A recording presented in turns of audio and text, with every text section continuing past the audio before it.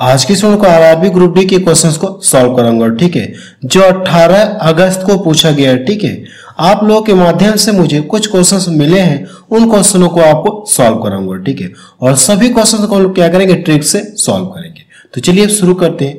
Question number पहला देखा जाए, इसमें क्या कहा गया, एक बैग में 396 रुपया है, जिसमें 1 रुपये 50 पैसे 25 पैसे के सिक्कों का अनुपात कितना दिया गया, इतना है। तो 50 पैसे के सिक्कों की संख्या ज्ञात करें। ठीक है, 50 पैसे के सिक्कों की संख्या आपसे पूछा गया है। तो कैसे आप इसे सॉल्व करेंगे, मैं आपको ट्रिक बता रहा हूं। आपसे पूछा क्या, 50 पैसे के सिक्कों की संख्या आपसे पूछी गई। तो सबसे पहले ये जो रेशियो दिया गया है किसका किसका है, 1 रुपये 50 पैसे 25 पैसे के। तो आप यहां पे लिख लीजिए 1 रुपया 50 पैसे और ये 25 पैसे। क्लियर है, इनके बीच का रेशियो कितना दिया गया, 5:8 रेशियो कितना दिया गया, ये 12 दिया गया। ठीक है, अब देखिए यहाँ पे जो धन दिया गया टोटल किस में, रुपए में है। तो यहाँ पे जो रेशियो है, 1 रुपए कितने सिक्के हैं, 1 रुपए के 5 सिक्के, 50 पैसे कितने 8 सिक्के, 25 पैसे के 12 सिक्के। तो करना क्या, आपको सभी के रुपए में कन्वर्ट करना होगा। अगर देखिए 1-1 रुपए के 5 सिक्के हैं तो कितना देगा, ये 5 रुपये आपको देगा। इतना क्लियर है। 50 पैसे के 8 सिक्के जब आप रुपए में कन्वर्ट करेंगे तो कितना रुपया देगा, ये 4 रुपये आपको देगा, 4 रुपये देगा। 25 पैसे के कितने सिक्के हैं, 12 सिक्के। तो 4 सिक्के मिलके 1 रुपया देगा, तो 12 सिक्के का मतलब कितना देगा, ये 3 रुपये देगा, 3 रुपये देगा। और टोटल धन आपको कितना दिया गया, कुल धन क्वेश्चन में कितना दिया गया है, 396। कुल धन कितना है, 396। अगर यहां से देखा जाए तो अब इसके बाद करना क्या, आपको इन सभी को जोड़ करके करना क्या, आपको इसमें डिवाइड करना है। जब इन सभी को जोड़ेंगे तो कितना मिलेगा, 5 4 9 9 9 3 कितना हो जाएगा, 12। इससे इसको डिवाइड कर देंगे तो ये कितना हो जाएगा, 12 3 36 हो गया, 12 3 36, 3 इधर गया, 12 3 36। कितनी बार में डिवाइड होगा, ये 33 बार में डिवाइड होगा। अब देखिए पूछा कि हमसे 50 पैसे के सिक्कों की संख्या पूछा ना, तो जितनी बार भाग जाएगी 50 पैसे वाले में लाके गुणा कर दीजिएगा। इसमें लाके क्या करना, आपको जो रेशियो में इसमें लाके गुणा कर दीजिए। जब इसका गुणा इसमें करेंगे तो मैं डायरेक्ट गुणा कर लूं। ठीक है, 8 3 का 24 हो गया, 8 3 का 24 और हासिल कितना 2, 24 2 कितना हो जाएगा 26। यानी कितने सिक्के हैं, 264 सिक्के हैं। तो सी ऑप्शन इसका मैच करें। 50 पैसे के टोटल कितने सिक्के हैं, 264 सिक्के हैं। ठीक है, चलिए अगला क्वेश्चन देखा जाए। क्वेश्चन नंबर सेकंड देखा जाए, इसमें क्या दिया गया है, ए किसी कार्य को 18 दिनों में, बी उसी कार्य को 24 दिनों में, जबकि सी 36 दिनों में समाप्त कर सकता है।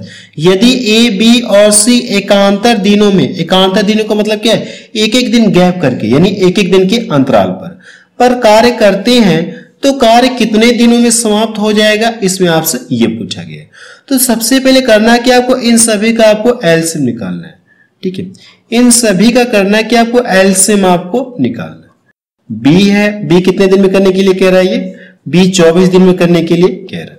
और जो सी है कितने दिन में करने के लिए कह रहा है, ये 36 दिन में करने के लिए कह रहा है, ये डेढ़ है। ठीक है, तो आपको करना है कि इन सभी का आपको एलसीएम निकालना है। अगर आप एलसीएम निकालेंगे तो देखिए ये जो छोटी संख्या बड़ी संख्या को पूरा काट दे, तो आप इसको हटा दीजिए। अब देखिए इसका और इसका एलसीएम निकालना है, तो 12 से ये भी कटेगा, 12 से ये भी कटेगा। किससे काट दिए, 12 दूना 24 हो गया, 2 बार में कटा, 2 का लाके इसमें गुणा कर दूंगा, कितना हो जाएगा 36 दूना 72। तो इनका एलसीएम कितना आ गया, 72। और ये टोटल वर्क आपको पता चल गया, टोटल वर्क कितना है, 72। अब प्रश्न में ये कहा गया, ठीक है। अब इसके बाद करना क्या, एलसीएम लेने के बाद करना क्या, आपको इससे इसको डिवाइड करेंगे तो कितनी बार में कटेगा, 4 बार में। इससे इसको डिवाइड करेंगे 3 बार में कटेगा, इससे इसको डिवाइड करेंगे 2 बार में कटेगा। यहां तक क्लियर है। सबसे पहले मैंने क्या किया, इन सभी का एलसीएम निकाला, 72 आ गया।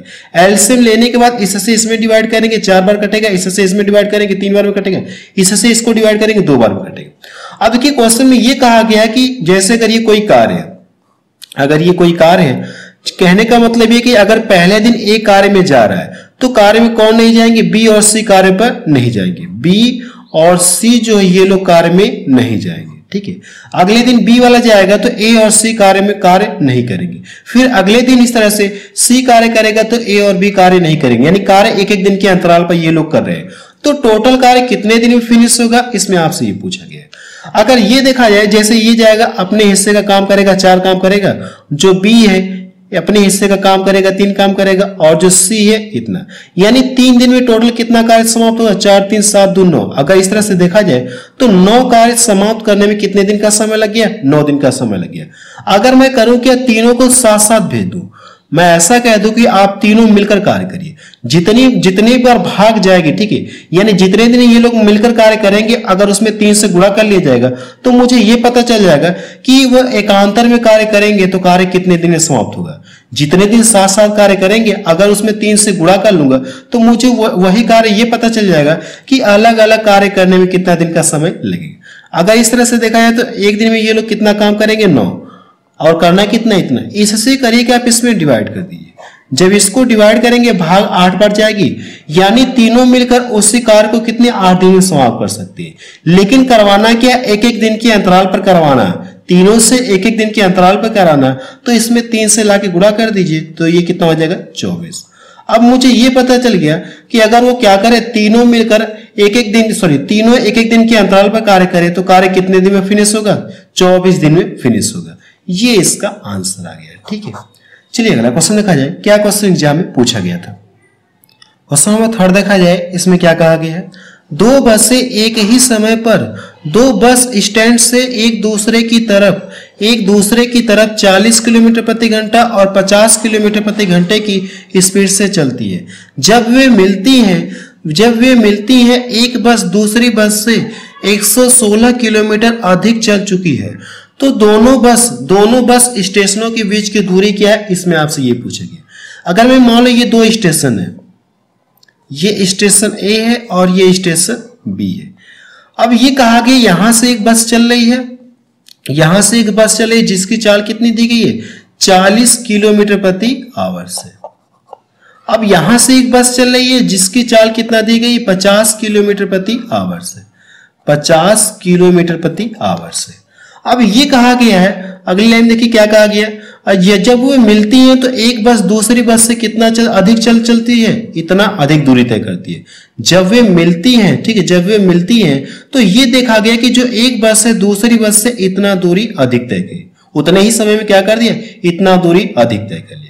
अगर देखा जाए तो इसकी चाल कुछ और है, इसकी चाल कुछ और है ना, तो ये वाली जो दूरी इसने क्या कर दिया, इस वाले से कुछ ज्यादा चल दी, इस वाले से क्या कर दिया, कुछ ज्यादा चल दी दूरी, और ये दूरी किसके बराबर, इसके बराबर है। अगर देखा जाए तो घंटे में, ये यहां से देखा जाए चाल में देखा जाए तो कितना ये अधिक चला है, 10 किलोमीटर प्रति घंटा अधिक चला है। यानी ये जितना दूरी तय करा उतना तो ये तय कर ही रहा है, प्लस इसकी चाल से 10 किलोमीटर प्रति घंटा अधिक चल रहा है। तो ये ऐसे चलते चलते ये कितना दूरी अधिक तय कर ले रहा है, इतना दूरी अधिक तय कर ले रहा है। अगर ये देखा जाए तो 1 घंटे में इतना अधिक दूरी तय करेगा, तो ये दूरी तय करने में इसे कितना समय लगेगा, आप भाग दे दीजिए, ठीक है।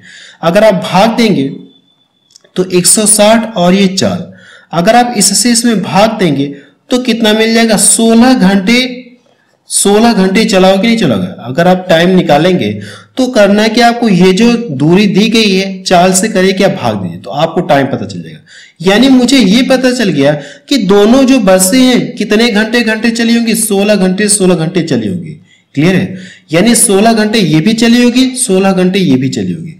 अगर इसकी चाल देखिए 40 किलोमीटर प्रति आवर से अगर 16 घंटे चली होगी तो 16 घंटे में कितना दूरी तय की होगी, तो इसमें गुणा कर लीजिए, 16 चौको 64। क्लियर है, मुझे ये दूरी पता करना कि यहां से यहां के बीच की दूरी कितना, वही हम लोग पता कर रहे हैं, ठीक है।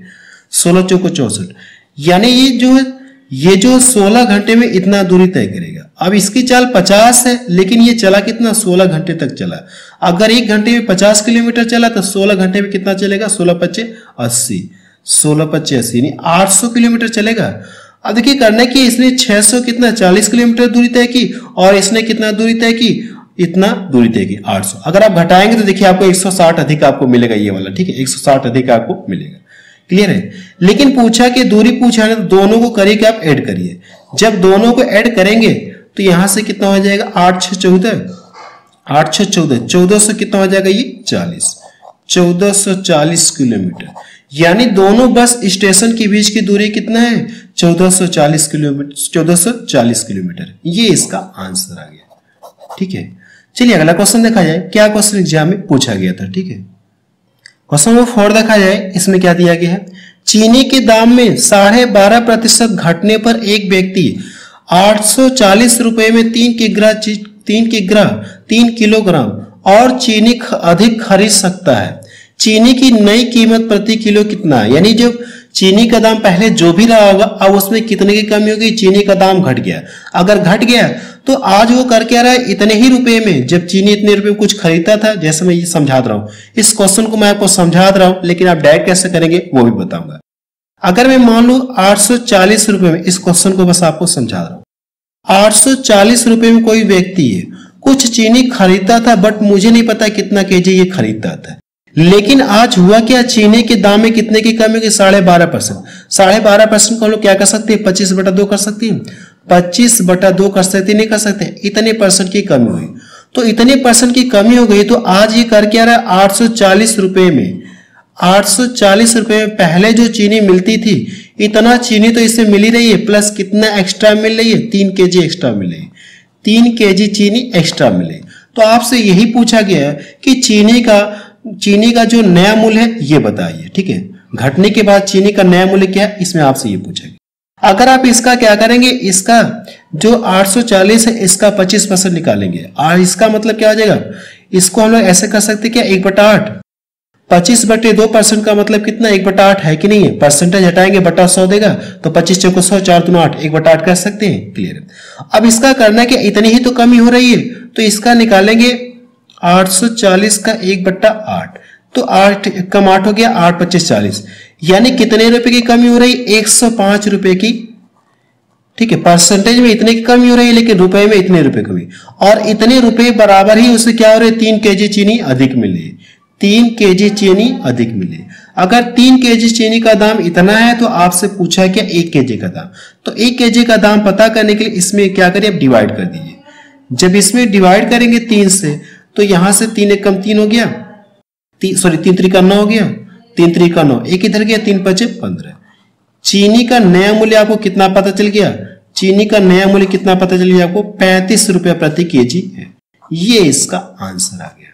देखिए, ये मैंने आपको पूरा डिटेल में समझा दिया, लेकिन आप एग्जाम में कैसे सॉल्व करेंगे अब वो बताने जा रहा हूं। ठीक है, एग्जाम में आप कैसे 1 से 2 लाइन में सॉल्व करेंगे वो तरीका बताने जा रहा हूं। सबसे पहले ये देखा जाए, अगर इतने परसेंट की कमी हो रही, तो इतने परसेंट का मतलब कितना कह सकते? 1/8 आप बोल सकते हैं।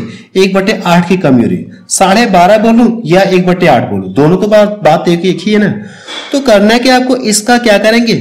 जो 3 केजी एक्स्ट्रा चीनी मिल रही है, इसका करेंगे क्या? इतने की कमी हो रही है 1/8 के। अगर आप इसका निकालेंगे 840 का 1/8, इसको डिवाइड करेंगे, 8 कम 8 हो गया, 8 25 40, यानी जो 3 केजी का दाम यहां से कितना मिल गया? 105 रुपए। क्लियर है, 105 रुपए मिला। तो आपसे पूछा क्या? 1 केजी का दाम। तो 1 केजी का दाम पता करने के लिए इसमें डिवाइड कर देंगे, 3 3 का 9, 3 5 15, 35 रुपया प्रति केजी। यानी चीनी का जो नया भाव है वो कितना रुपए प्रति केजी है? 35 रुपए केजी है। एग्जाम में आप क्या करेंगे? ऐसे डायरेक्ट सॉल्व करेंगे। ये तो मैंने आपको पूरा समझाने के लिए बताया था। ठीक है, चलिए अगला क्वेश्चन देखा जाए। क्वेश्चन नंबर 5 देखा जाए, इसमें क्या दिया गया है? देखिए, ग्रुप डी में आसान क्वेश्चन पूछे जा रहे हैं। ठीक है, देखिए इसमें क्या कहा गया? एक व्यापारी एक वस्तु को इतने रुपए में बेचता है, 105 रुपए में बेचता है, तो उसे 9% की हानि होती है। 30% लाभ कमाने के लिए वस्तु को किस मूल्य पर बेचना होगा? इसमें आपसे ये पूछा गया है। अगर ये देखा जाए तो वस्तु का जो भी क्रय मूल्य रहा होगा, वस्तु का जो भी दाम रहा होगा, वो अपने आप में 100% रहा होगा। 100% क्या रहा होगा? अगर इसमें से 9% की हानि पर बेच रहा है, 9% हानि पर वस्तु को बेच रहा है, तो इसमें से दाम कितने के लेगा? ये कह सकते कितने का दाम लेगा? ये 91% का दाम लिया होगा। अगर 100% है, इसने क्या किया? 9% हानि पर बेच दिया, तो दाम कितने के लिए? 91% का दाम लिया कि नहीं लिया? और रुपए में कितना रुपए ले रहा है? ये इतना। तो कह सकते जो 105 है ये 91% है कि नहीं है? तो करना क्या आपको? 105 में क्या करिए? 91 से भाग दे दीजिए और 100 से गुणा कर लेंगे। 100 से गुणा कर लेंगे तो उस वस्तु का दाम आपको पता चल गया, 100% आपको पता चल गया। अब वो चाह क्या रहा है? 30% का लाभ चाह रहा है। ये देखिए 100% है और 30% का लाभ चाह रहा है। तो आपको करना क्या? डायरेक्ट इसका क्या करिए? आप डायरेक्ट 130% निकाल लेंगे, तो आपको वो मूल्य पता चल जाएगा किस मूल्य पर बेचे कि उसे 30% का लाभ हो जाए। डायरेक्ट आपको वो मूल्य पता चल जाएगा। ये इससे कट गया। अब देखिए इसको यहां से डिवाइड कर दूंगा, 13 कम 13 हो गया, 13 7 91। अगर इसको डिवाइड कर दूंगा 7 कम 7 3 देखे 7 5 35। अब इन दोनों का आपस में मल्टीपल कर लूं तो कितना मिल जाएगा 150। यानी वस्तु को कितने रुपए में बेचना चाहिए, 150 रुपए में बेचना चाहिए, ताकि उससे क्या हो जाए 30% का लाभ हो जाए।